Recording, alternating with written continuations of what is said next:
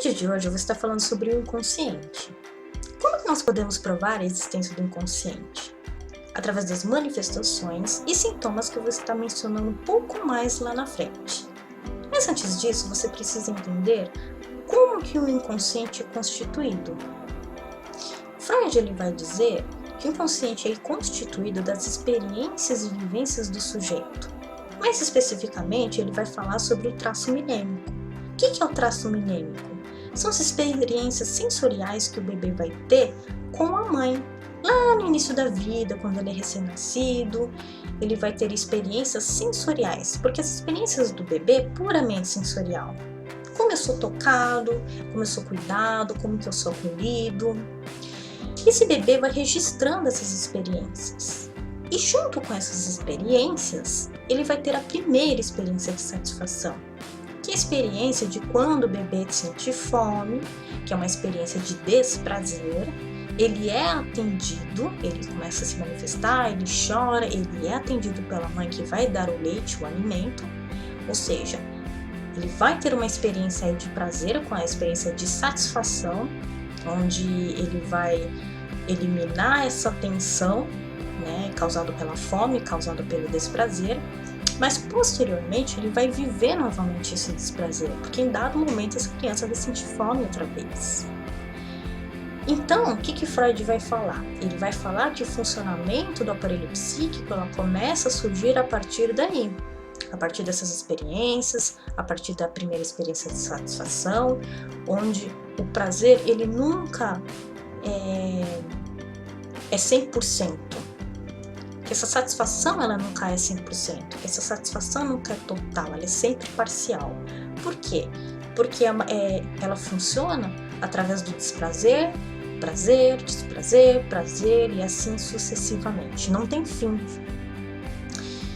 E Freud, ele cria esse aparelho psíquico para poder mostrar como é que funciona, como é que é o funcionamento através de um gráfico. Então ele faz um gráfico, ele mostra como é que esse aparelho psíquico funciona, ele vai falar sobre o inconsciente, ele vai falar sobre o pré-consciente, ele vai falar sobre o consciente. Esse é o primeiro modelo de aparelho psíquico que Freud cria, que ele vai separar e vai denominar de primeira tópica. O que é primeira tópica? A primeira tópica é o primeiro modelo que Freud vai desenvolver para poder explicar o funcionamento do aparelho psíquico. Posteriormente, que é a segunda tópica, ele vai fazer uma melhoria da primeira tópica. Então, não é que nós vamos invalidar o modelo da primeira tópica. Nós vamos considerar a primeira tópica porque a segunda tópica é uma melhoria da primeira tópica. Na primeira tópica, ele vai falar sobre o inconsciente que eu estou falando agora. Na próxima aula, eu vou estar falando sobre o pré-consciente. Mas voltando um pouquinho ao inconsciente, eu vou falar um pouco sobre as características dele. O inconsciente ele é atemporal, ou seja, ontem e 30 anos depois é a mesma coisa para o inconsciente. Ele não consegue diferenciar, ele não consegue distinguir. Ele é atemporal. Ele não é mensurável, ele não é concreto, ele é abstrato e nada se perde no inconsciente. Então, por exemplo, por mais que a gente possa trazer para o consciente, ele nunca vai vir de uma forma idêntica ao original. Sempre vai sobrar um resquício, sempre vai sobrar alguma coisa do inconsciente no inconsciente, porque você não tira uma informação ou um dado e traz para o consciente. Sempre vai existir um traço, vamos assim dizer. É como se a gente escrevesse uma carta, eu tiro essa carta, eu levanto a folha, vai ficar marcado. Por mais que não tenha tinta, você consegue ler quando você marca com muita força. É a mesma coisa. O inconsciente, ele não se apaga, ele não é destruído. Uma vez que ele é registrado, ele sempre vai existir. Então essa é uma das características do inconsciente. O inconsciente ele tem um papel de manter alguns dados traumáticos né, que o sujeito vai vivenciar e que, se trouxer para o consciente, pode ser muito desagradável para ele, pode ser muito insuportável. Por isso o inconsciente ele existe para manter esses dados que é considerado desagradável. É como a mãe que quer cuidar e proteger o filho.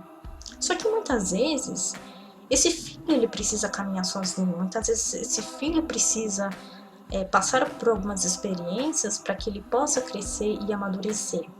Mas às vezes a mãe quer proteger tanto que acaba até de vez em quando prejudicando. E o papel do inconsciente é a mesma coisa, ele não tem o intuito de fazer mal para o sujeito. Ele tem o intuito de proteger esse sujeito de informações e dados que ele não pode suportar. Só que esses dados, muitas vezes, é necessário que esse sujeito traga para o consciente para que ele possa elaborar. E essa barreira, ela é determinada, como que acontece essa barreira, né? Como é que o inconsciente consegue barrar esses dados? Através de um mecanismo de defesa do inconsciente. E que mecanismo que é esse? É o recalque. O recalque tem o papel de manter, de reter, né, de criar uma barreira dessas informações para não chegar no consciente. Todos nós somos recalcados, né? É comum do ser humano que você se afaste daquilo que te desagrada. E o papel do inconsciente é justamente isso. Aquilo que desagrada, ele vai manter distante do sujeito, com o objetivo de não desestruturá-lo. Bom, na próxima aula eu vou dar continuidade e vou estar falando sobre o pré-consciente. Te espero lá.